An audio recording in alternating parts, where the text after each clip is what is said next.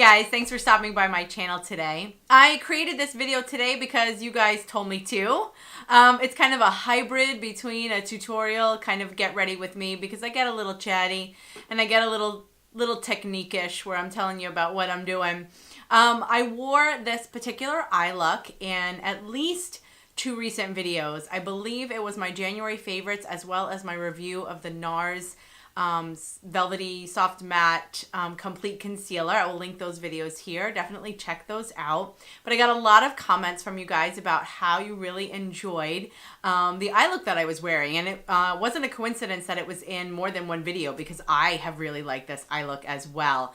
And it really does come down to I think not only the combination of colors, but it's really the uniqueness, I think, of the lid shade, which is Scratch by Urban Decay. I love when you guys give me video suggestions. And in fact, if you've got any other video suggestions or products that you want me to review or things that you want me to create, I'd be more than happy to do it. Just leave me a comment in the comment section down below.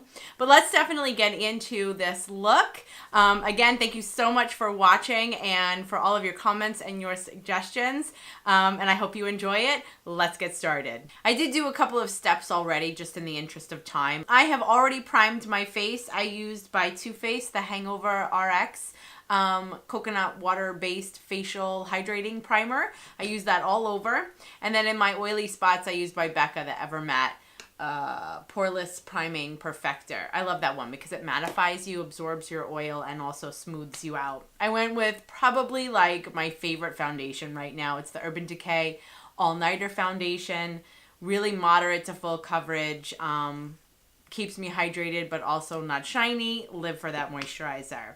I am still using, which I just did a review on somewhat recently, the NARS Soft Matte Complete Concealer. I use that under my eyes to prime my eyelids and then to cover up some blemishes. I set my entire face, a little bit under my eyes and my eyelids, but kind of all over my face. I kind of got tired of using a different product for every single different area. I had an under eye setting powder, I had an eyeshadow base setting powder, and I had an oily skin setting powder, blah. I've used this all over my face. I find that it's really comfortable, really nicely smooth, and it just does what it needs to do. So that's what I've already done. I think I mentioned already, if not, I'll say it one more time. The look that everybody saw in those couple of videos that you guys were commenting that you really liked, in one of them for sure, I used the Tarteist Pro To Go palette by Tarte. And I will not be using these today because I don't normally use them, and it wasn't the one that I used the most repeatedly in my last videos, but you could definitely grab this palette with the other eyeshadow that I'll point out, and you could definitely recreate the look. But I'll show you the shadows that I normally use, and then I'll give you some dupes and some kind of options so that, I mean, this is really like anybody can recreate this look. So let's get started. I am going to start with a somewhat fluffy brush. This is the Morphe M505. I'm going to take by Bobbi Brown. This is her Shadow Toast. It's a very kind of warm neutral brown. You can very less expensively use by NYX instead. This is the Blame It on Midnight shadow. It also is kind of a warm, I can't get it open.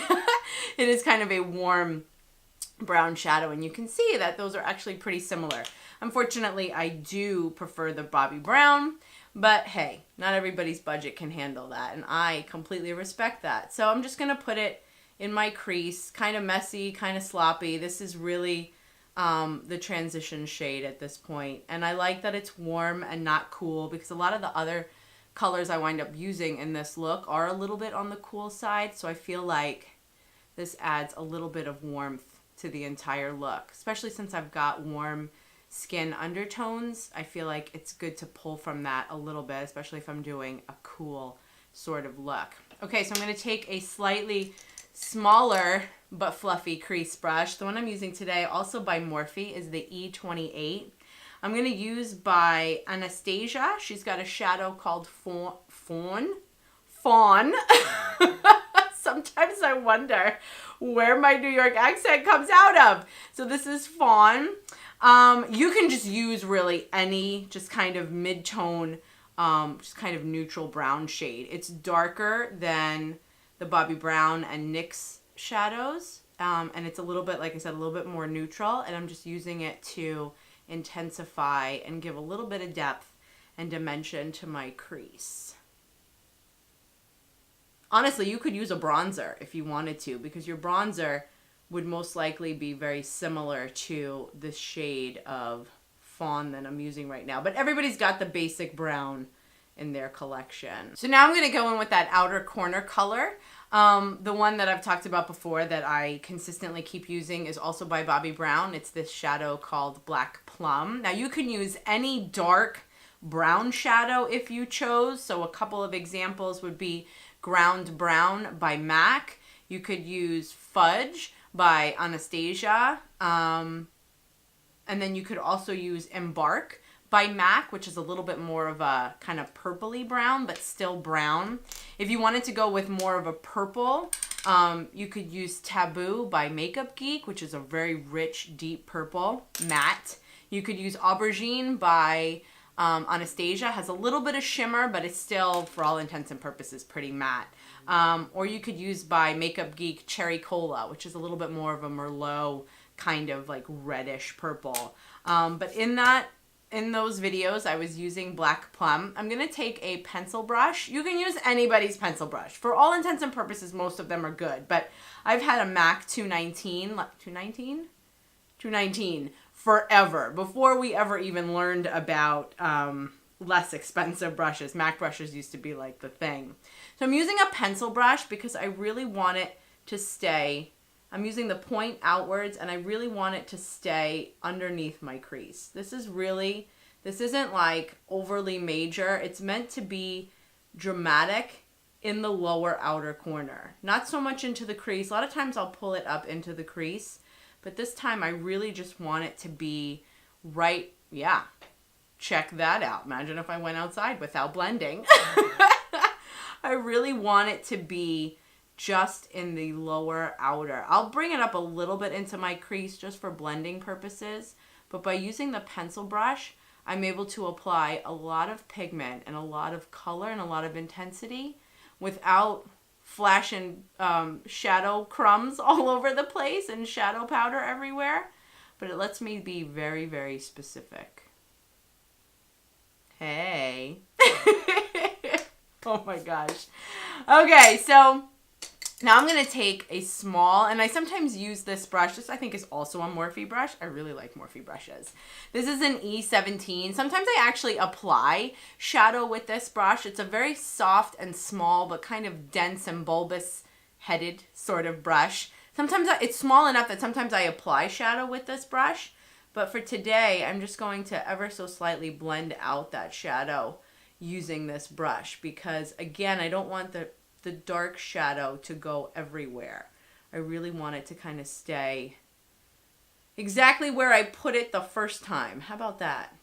Now I'm going to take a Makeup Geek pencil brush, which is funny because both MAC and Makeup Geek call them pencil brushes, but the Makeup Geek pencil brush is distinctly much smaller, which is why I like using it for underneath my eyes. I'm going to use that to line my lower lash line. I'm also making a point when I hit the outer corner of my eye, I'm just making a point to make it a little bit messy, just so that it kind of combines with the shadow that's on the upper lid. So I kind of venture away just a little bit from the actual line of my lashes so that I could create kind of an outer, a larger outer corner, a larger point on that outer corner. Just kind of gives me a little bit more dimension. And a little bit more smokiness. I'm going to take a brow brush, a brow pencil brush by Sigma. This is the E65. It is honestly the best brow brush that there is. I don't know. I like its pointiness. I like its sharpness. I don't know. There's just something is about this brush. I've tried really inexpensive ones. I've tried other ones, but I really enjoy the Sigma one the best. I'm going to take this shadow brush, and because I'm using, oh, by the way, I'm using black shadow by Makeup Geek called Corrupt. Probably the blackest black shadow I've encountered. And I'm just hugging my lash line kind of from the center of my eyelid all the way to the outer corner. When I hit the edge of my eye, I'm just gonna kind of tail it up just a little bit as if I were doing like a winged liner.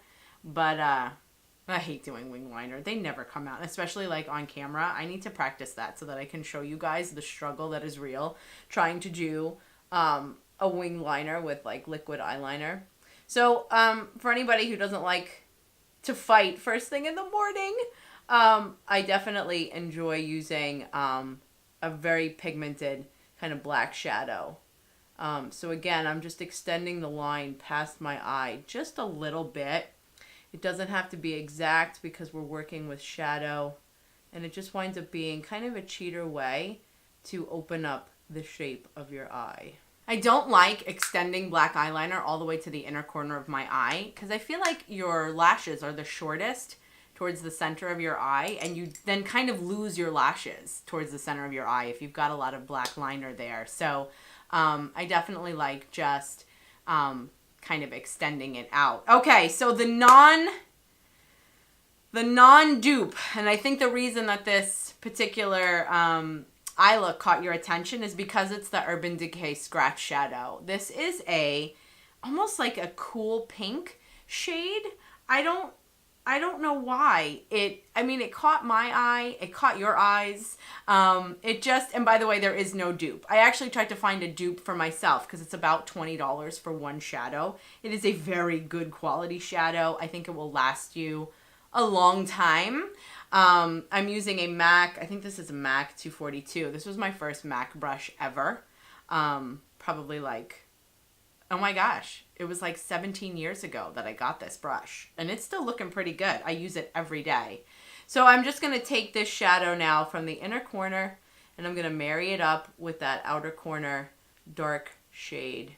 I'm going to overlap them just a little bit, just to allow the blend to go really nice. I'm only going on my lid up to the crease. I'm going to take a very soft blending brush. This is the Wet n Wild Crease brush. And I'm going to blend only from the outside in, just in the space where the dark shadow meets the scratch pink shadow. Just wanted to make sure that those guys blend very nicely. So now that I decided that I always go back in with this last final step. I'm going to take that same smaller crease brush, and I'm going to take Fawn one more time, which was that neutral mid-tone brown. And I'm just going to run it along my crease just a little bit because I want the transition between everybody to still be transitionable. And sometimes I find that by applying my lid shade, and in this case that was the pink scratch, I find that it kind of messes that line a little bit. And so I just like to kind of polish it off kind of that way.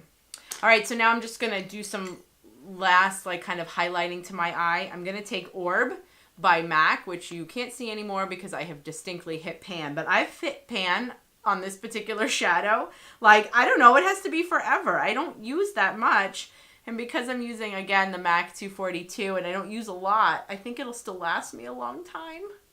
I'm going to go underneath my brow bone just to highlight a little bit. It's kind of it's definitely like a creamy white, but it has like a hint of pink, which again, I don't know. It just has a little bit more color than a normal kind of beigey sort of shadow. I'm going to take by MAC Nylon, which is a gold yellow frosty kind of shadow. I'm going to take that same MAC 242, which by the way, this is not the one that I used on my lid. I have a couple of them. This is the one that I use for the brow highlight, and for this, which is the Nylon inner corner highlight, I just find that it winds up working best, and I also find that it is not contaminated by any other darker shadow. So it's its own brush all on its own because I can't be bothered trying to clean off darker shadow and run the risk of putting it dead in the corner of my eye. So that is my shadow look completed. I am going to do some mascara. I'm going to prime with the L'Oreal Voluminous Mascara Lash Primer. I'm going to lengthen with the Boots No. 7 Extreme Length Mascara, and then I'm going to follow up and volumize with the Too Faced Better Than Sex Mascara. I'll be right back. Okay, I'm back and I'm not done with my lashes yet because I realized I needed to do my brows and my primer needs to dry before I start applying mascara. So I figure I would do some brows with you guys. I am using the Anastasia Brow Wiz. I think I'm going to go try the one by Benefit because everyone keeps saying they're so comparable to each other. Honestly, they're also comparably priced, so I don't really know what the benefit would be for me to try to find another brow pencil and see if I like it just as much when it costs just about the same. Except for the fact that Anastasia's Brow Wiz sometimes sells out and you can't get your actual color. So maybe I should. Or maybe somebody doesn't like her. Maybe somebody personally just doesn't like Anastasia for some reason and feels like they want to have a brow pencil that works just as good. I don't know. I hear that the one by Benefit is really good. I'm back to using the Anastasia Clear Brow Gel. I need to do something with my brows. I'm afraid to trim them, but they're growing long. I hope that's not a process of age that they're going to decide. My husband, he's partially German, and he has a forest of eyebrows. I just threw my husband right under the bus. But I'm just wondering, I'm not German. But I don't know. I feel like my brow hairs, they need to be like glued down. And I don't recall always ever having to do that. So I don't know. Do any of you find that your brows are like getting out of control? Okay, I'm going back to my 2 coats of mascara. I'll be right back. Okay, so mascara and brows are now officially done. So I'm going to bronze with you guys now. I'm going to my oldie but goodie to contour. I'm going to use Hoola bronzer. I'll be using the Makeup Geek rounded blush brush, which I did in a video, like a 2-minute talk about how I feel like this is kind of a dupe for the NARS Ita brush. I will link that video. Check it out if you're interested in saving, I don't know, like $50 or something. That Ita brush is so expensive. So anyway, just kind of contouring just a little bit. I am right now about to do, well, that was a lot of contour. That's okay, we're going to blend it out. I started talking and I forgot that I was contouring at that minute. I'm going to do a first impression right now of the Hoola Bronzer Light. I'm worried about this. I'm not sure. You know that Hoola Bronzer is like my holy grail bronzer, actually. So this is Hoola Light. Let me compare the two side by side. I just picked this up the other day. It's exclusive to Ulta. So these are the two guys next to each other. And they're definitely a different shade. I'm not sure you could actually bronze with Hoola Light. I'm just going to try it just to see what happens. But what I envision Hoola Light doing for me is, if I've got a foundation that's too light, I mean, you don't necessarily want to warm up an extra light foundation with regular bronzer. You would want to use something that perhaps was a little bit lighter. And so I'm not quite sure this is entirely showing up. I can see it though. It is non-whitening me in that area. So honestly, that's kind of cool. So I'm not sure it's actually going to be a really good, let's say, bronzer per se, but it definitely will be I just totally messed up my hair there. It would definitely be a way for you to warm up your skin. No, oh my gosh, it's actually showing up. It's showing up as a really light bronzer. This might work out really well for those of you who have really pale skin and have a hard time finding a bronzer that isn't muddy. I thought I was going to have to go back in. I'm going to leave it. I think that looks pretty fancy. Okay, so because my eyes are pink based, I want my blush to coordinate with it like a little bit. Like I don't want to do like a wild, like really peach blush. So I got this in my birthday gift from Sephora. This is by Tarte. This is one of their blushes called Party. The reason I say it like I'm a fool is because it's like P-A-A-A-A-A-R-T-Y. I don't know. You can get this though in full size, and it's just kind of a neutral kind of rosy pink. So I'm going to take my Sonia Kashuk 123 small little headed brown blush brush there. That is the hardest compound words to say, blush brush. And I'm just going to peach up or pink up my cheeks just a little bit. kind of like a mauvey rosy pink. And so it's not bright pink like the blush, like the eyeshadow is, but it's not overall warm either. And I think it complements nicely. I'm going to use as a highlight what I had talked about in my favorites video. This is by NARS. This is the Hot Sand highlight.